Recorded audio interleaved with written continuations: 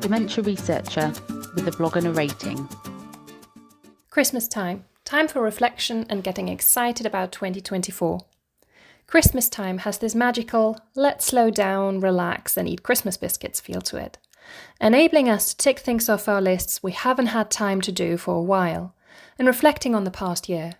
Having already put up my tree at time of writing, it is early December, and my collection of Manchester Christmas markets mugs having replaced my standard ones, I'm definitely feeling more reflective than I normally have time for. Usually, we are rushing around from A to B to Z and all over again, which is great. I love the fast pace. It allows you to learn a great deal, meeting new people, seeing new places and cultures, reading about and conducting new research, or going completely out of your academic comfort zone and designing a board game. More about that later on. But when you do so much, there's often little time, or rather none, to take stock and reflect on work achievements, rejections, new things you learned and new places you've seen. Travel-wise, learning about different cultures and settings, eating different food, and building up and strengthening great research collaborations. This year has been fantastic. Besides having visited our team in Colombia earlier this year for our ESRC project on older adult mental health needs, I've been to Portugal, Finland, the US and the Netherlands for conference presentations. I've also visited collaborators in Bengaluru at the NIMHANS to set up a new dementia collaboration between my group at Liverpool and India. I shall not forget the tuk-tuk journey across the vast NIMHANS hospital grounds to find the right department. Now, this has been work travel, in between hiking the French Alps for summer holiday and walking across 2 vipers, and running Chicago Marathon. Highlight. There has been so much going on this year, probably more so as we really are out of the COVID-19 pandemic heights now.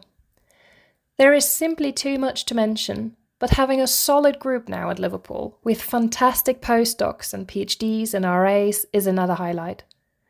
Running a cross-European Interdem task force on inequalities, another. And not to forget our co-produced and on-sale Dementia Inequalities game. Of course there have been grand rejections, especially hard when they're shortlisted and you put so much effort as PI into them. However, others were funded also, and I'm really excited to be part of one of 2 new dementia policy research units, led by Professors Claudia Cooper and Subi Banerjee, starting 1st of January officially. And perhaps even more excited about going back to Australia twice in the next 3 years, as our Australian Research Council grant on adapting and implementing the Liverpool Dementia and Ageing Research Forum in Victoria, Australia, has been funded. To more kangaroos, quokkas, koalas and wombats. Plus, we will welcome some long-standing Maastricht collaborators at Liverpool in March to set up the North West Coast Living Lab in Ageing and Dementia, based on their very successful model in Limburg. But I'm getting ahead of myself, thinking about some of the many exciting things in the pipeline for 2024. I suppose that's what time to reflect allows us to do. Think about all the things we've done and achieved in the past year, and be immensely grateful for those brilliant opportunities. And also have time to get excited about what's lined up. Thinking about where I come from and my roots, I have to pinch myself sometimes.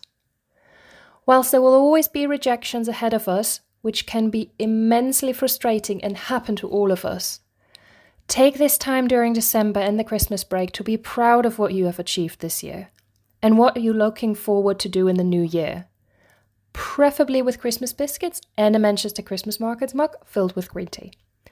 Frohe Weihnachten or Merry Christmas. Thank you for listening. Join the Dementia Research bloggers and share your own views.